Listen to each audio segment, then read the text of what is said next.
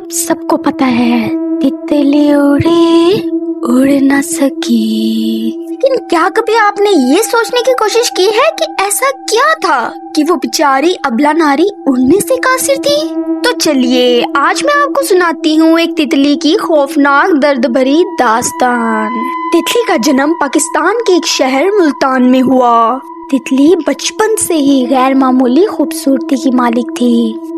तितली की खाला उसकी शादी अपने बेटे शफीक तितले से करवाना चाहती थी, मगर तितली के इनकार पर खाला ने उस पर काला जादू करने का फैसला किया।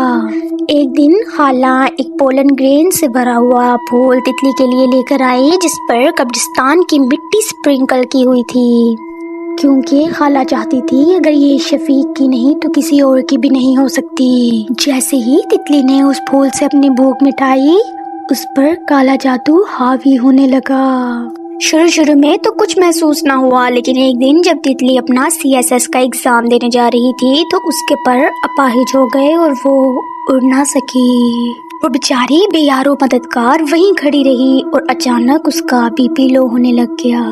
काला जादू अब अपना असर दिखा रहा था और अचानक एक पुरअसरार बस उसके सामने आके रुकी। उसे बहुत अजीब महसूस हो रहा था। उसने ड्राइवर की तरफ देखा तो उसके दांत बाहर निकले हुए थे और आंखें लाल थीं। जैसे ही वो बस पर चढ़ी उसने एक अजीब सा मंजर देखा। हर सीट पर बड़े बड़े मुंह वाली जिंदा लाशें बैठी हुई थीं। वो बस पर चढ़ तो गई मगर उसे सीट ना मिली। उसकी टांगें कपकपा रही थीं और दिल की धड़कनें बहुत तेज थीं।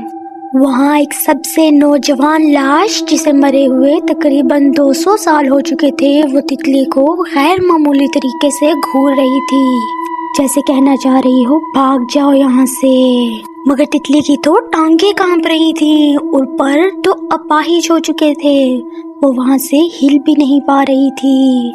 ड्राइवर ने अपनी मुंडी घुमाई और तितली की तरफ देखकर कहा, आजा मेरे पास। अंदर से तो तितली की जान निकल रही थी, मगर वो बहुत कॉन्फिडेंस से बोली, हट बदमाश, मेरा घर है पास, मैं खुद ही चले जाऊंगी, मेरी मर्जी। ये कहते हुए तितली ने चलती बस से छलांग लगा दी। लेकिन अफसोस की बात तो ये है कि आज तक वो अपने घर नहीं पहुंची। तो आइए मिलकर गाते हैं। तितली उड़ी उड़ न सकी, बस पे चढ़ी तो सीट न मिली, ड्राइवर ने बोला आजा मेरे पास।